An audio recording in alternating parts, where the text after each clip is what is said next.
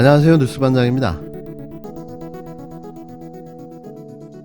주택정책을 28번을 바꿨다고 하지만 그거는 다 국민들에게 사기치는 것이고 이건 일부러 이렇게 한 겁니다. 불안하면 현 정권을 지지할 것이다 라는 그 계산으로 김정은이가 저렇게 쏘는 겁니다. 저런 버르장머리도 정신 확 들게 하겠습니다. 대체 자기가 무슨 말을 하고 있는지는 알고 하는 걸까요? 윤석열 국힘당 대선 후보가 대장동 사건의 씨앗이 됐던 부산저축은행 부실대출 사건을 덮어줬다는 녹취록이 공개된 6일, 그는 또 이렇게 짓거려댔습니다. 마치 자신의 운명을 알기라도 한 듯 처절하게 몸부림치며 현 정부와 진보 진영을 향해 앞뒤도 없는 아무 말 대잔치를 벌였는데요. 한숨을 넘어 탄식이 절로 나옵니다. 서울 강동에서 시작한 유세에서 국힘당 윤석열 후보는 집값을 정부가 일부러 올린 것이라고 또다시 주장하고 나섰습니다. 대체 어떤 정부가 집값을 일부러 올릴 수가 있나요? 이게 가능한 일입니까? 그 이유가 더 기가 막힌데요. 자기 집이 생기면 성향이 보수로 바뀌기 때문에 재개발 재건축을 틀어막은 것이라며 정부의 부동산 정책을 격한호조로 비난했습니다. 이어진 유세에선 초점을 안보 심리에 맞췄는데요. 자신의 난폭한 성격에 걸맞는 막말을 쏟아냈습니다. 북한이 미사일을 9번 쐈는데도 민주당 정권은 도발이라고 말하지 못한다면서 집권하면 김정은의 버르장머리를 고쳐놓겠다고 목소리를 높였는데요.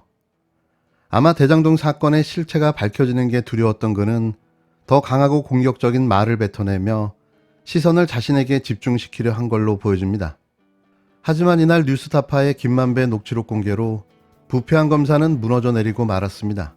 조은영한테 커피는 왜 사주셨어요? 그럼 왜 타주셨어요? 저는 그 사람 본 적이 없습니다. 아니, 참. 희한하네. 갖다 붙이려고 10년 전 그럼 것까지. 3부 토건은 왜 봐주셨어요? 그는 지난 대선 후보 2차 TV 토론회에서 이재명 더불어민주당 후보와의 대장동 설전 중에 부산저축은행 대출 브로커 조우영을 본 적이 없다고 말했는데요. 여기서 그는 큰 실수를 합니다. 이재명 후보가 묻습니다. 조우영에게 커피는 왜 사주셨어요? 왜 커피를 타주셨어요? 이에 윤석열 후보가 답하는데요. 저는 그 사람 본 적이 없습니다. 갖다 붙이려고 10년 전 것까지, 10년 전 일. 그런데 그는 알고 있었던 거죠. 10년 전 일이라는 사실을 너무나도 정확하게 말이죠. 근데 얘가 이제 다른 기자를 통해서 찾아와. 조우영이가 나를. 아, 조우영이 찾아온다고? 왜냐면 형님 제가 이렇게 수사받고 있는데 다른 기자분들이 해결했는데 못 해주는데 형님 좀 해결해 주세요. 그래서 그래? 근데 형이 직접 가서 얘기하기는 어렵다. 응? 내가 이 법조 오래 기자인데 내가 검사한테 가서 대검 가서 내가 다 안다 솔직히 아는데 응? 내 동생이니까 해줘라 하면 어떻게 되겠냐. 내가 돈 받고 해주는 줄 알지. 성렬이 형 내 동생이야 이렇게 어떻게 하냐. 그 당시에 윤석열이 과장 조이 남편이 주인 검사야. 그래서 박영수를 소개해줘 내가. 아, 조우영한테? 박영수 변호사를. 예. 그래도 나름대로 이제 그물을 소개해줬네. 예. 왜냐면 나는 형 그 혈관을 다 아니까 무슨 말인지 알지. 통할 만한 사람을. 통할 만한을 소개해줬지. 그래서 박영수 변호사를 소개해줬더니 박영수가 진단을 하더니 나한테 야 그놈 보고 가서 덜덜덜덜 떨고 오니까 커피 한 잔 마시고 오라래. 검찰 들어가서 대검에서 부르면 가서 커피 한 잔 마시고 오라래.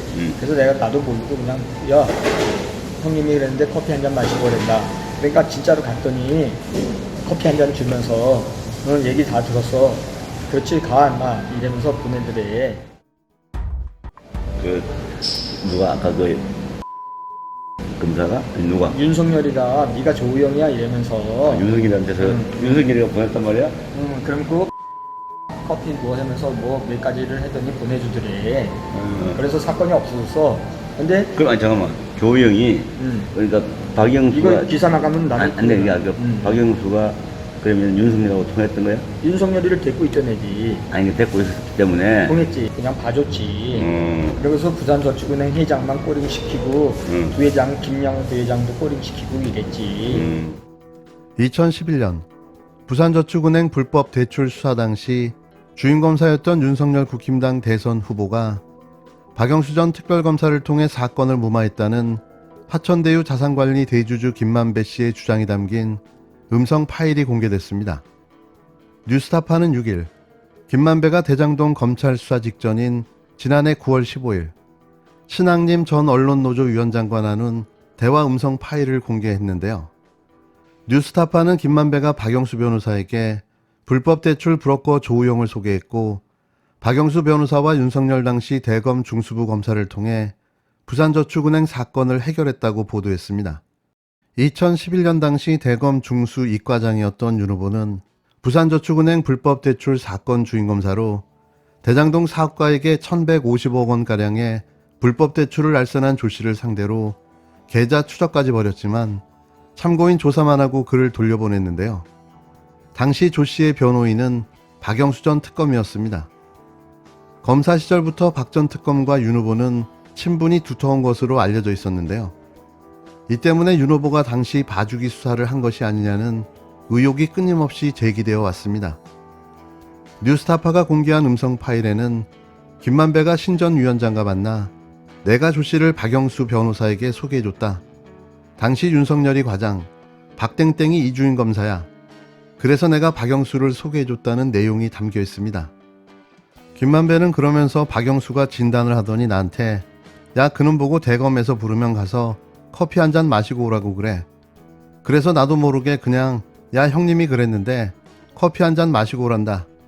그러니까 진짜 갔더니 커피 한 잔 주면서 응 얘기 다 들었어. 들었지? 가 임마. 이러면서 보내더라라며 박땡땡 검사가 커피 뭐 하면서 몇 가지를 하더니 보내주더래. 그래서 사건이 없어졌다라고 한 겁니다. 이는 대장동 민간 사업자 가운데 한 명인 남욱 변호사가 지난해 11월 검찰 조사에서 밝혔다고 알려진 내용과 일치하는 대목인데요. 지난달 JTBC는 남 변호사가 지난해 검찰 조사에서 윤 후보가 대장동 불법 대출을 눈감아줬다는 취지의 진술을 했다고 보도한 바가 있습니다. 남욱 변호사가 김만배, 조우영이 2회 조사 출석 전에 대법원 주차장에서 만났다. 김만배가 조 씨에게 오늘 올라가면 커피 한 잔 마시고 오면 된다. 물어보는 질문에 다 협조하면 된다고 했다고 진술한 건데요. 이어 조 씨가 2회 조사를 받고 나왔는데 실제로 주임검사가 믹스커피를 타줬다고 했고 첫 조사와 달리 되게 잘해줬다고 말을 했다고 진술한 바 있습니다. 그 부산저축은행 일반 대출인데 다른 건 기소하면서 그 외에 이 대장동 대출만 봐줬습니까? 아니 부산저축은행은 SPC 대출로 배임 혐의가 되는 부분만 기소를 한 겁니다. 일반 대출도 2건 기소하셨다니까요. 일반 대출 누가 기소합니까? 아니 그 언론에 다 나온 얘기를 아유, 그게 부인한다고 됩니까? 그러면 얘기하지 마시고. 한번 팩트 체크하고 아니면 어떻게 하십니까? 부산저축은행에서는 벌써 80여 명 이상 기소를 하고 56명을 구속 기소를 한 아니 사안. 그런데 그 중에서 왜 대장동 1,150억 불법 대출을 알면서도 기소 안 하고 봐줬냔 말이죠. 나중에 2016년인가에 결국은 다 구속돼서 아니 2년 6개월 불법 실형 대출이 받았잖아요. 아니라 뭐 무슨 그 사람이 어디 가서 커미션 받아먹은 거를 또 기소를 안 했다면서 왜 또 불법 대출이야? 조은영한테 커피는 왜 사주셨어요? 그럼 왜 타주셨어요? 저는 그 사람 본 적이 없습니다. 아니 참. 희한하네요. 갖다 붙이려고 10년 전 그럼 것까지. 3부 토고는 왜 봐주셨어요? 그러나 윤 후보는 조 씨를 모르고 봐주기 수사를 한 사실이 없다는 입장을 밝혀왔는데요. 윤 후보는 지난달 25일 열린 대선 후보 2차 TV 토론회에서 조 씨에게 커피를 왜 타줬냐는 이재명 더불어민주당 대선 후보의 물음에 난 그 사람을 본 적이 없다고 답했습니다. 이에 대해 국힘당 선대본부 이양수 수석대변인은 입장문을 내고 대장동 게이트가 언론에 보도된 후 검찰 수사를 앞두고 김만배가 지인에게 늘어놓는 변명을 그대로 믿을 수 없는 건 당연하다. 김만배의 일방적인 거짓말을 토대로 봐주기 수사 운운하는 것은 터무니없다고 허둥지둥 해명을 내놨습니다. 왜 이들은 자신들이 잘나서 공개하는 내용은 모두 진실이라고 우겨대면서 진짜 대장동 녹취록을 공개하면 일방적인 거짓말이라고 우겨대는 걸까요? 대선을 이틀 남겨놓은 7일, 이로써 윤석열의 새빨간 거짓말이 만천하에 드러나고 말았는데요. 자신의 과거의 범죄 비리가 자신의 발목을 잡고 말았습니다. 이렇게 부패한 검찰 출신의 야권 유력 대선 후보는 스스로 무너져 내리고 말았습니다. 처음에 잘 팔렸으면은 한 20명한테 팔기로 했었는데, 응? 천화동인 1호서부터 18호까지 해서. 근데 안 팔렸지. 하나도 안 팔렸어. 그게. 왜냐면 하나도 너무 공모 조건을 성남이 유리하게, 자기네한테 유리하게 해서. 법조인들 엄청나게 이거 이제 투자하겠다고 했는데 3,700억 손배당 받아가겠다니까 이제 법조인들이 아이 우리는 안 해 그러면 이렇게 해서 형이 많이 갖게 된 거지. 천화동이 다 파는 거였었는데 그걸. 그리고 공사에 도시공사에 한 몇 년 동안 250억 원을 줘서 운영하게 직원들이 또 좋네. 운영비로 직원들 그거는 배당 3,700억 말고 준 거야? 그렇지 상관없는 거지. 이 자산운용사가. 근데 그 줘야 될 의무가 있는 거야? 아니 법적으로? 법으로 걔네들이 그렇게 만들었어. 그 도시개발공사 돈이 없으니까. 그렇지 그거에 관여했는 애들. 그러니까 이거를 기가 막히게 이재명이가 했는지 누가 했는지 아주 정밀하게 해놨네. 정밀하게 했지. 그러니까 손해는 전혀 안 나고 앉아서 코뿔게 딱 해놓은 거네. 해놓은 거지. 근데 이재명이는 난 놈이 아니야. 그러니까 이제 또 땅값 올라가니까 이재명 시장이 터널도 뚫어라, 배수지도 해라, 뭐 저리도 계속 이게 이제 이 부대 조건이 자꾸 붙는구나. 그래서 내가 욕을 많이 했지.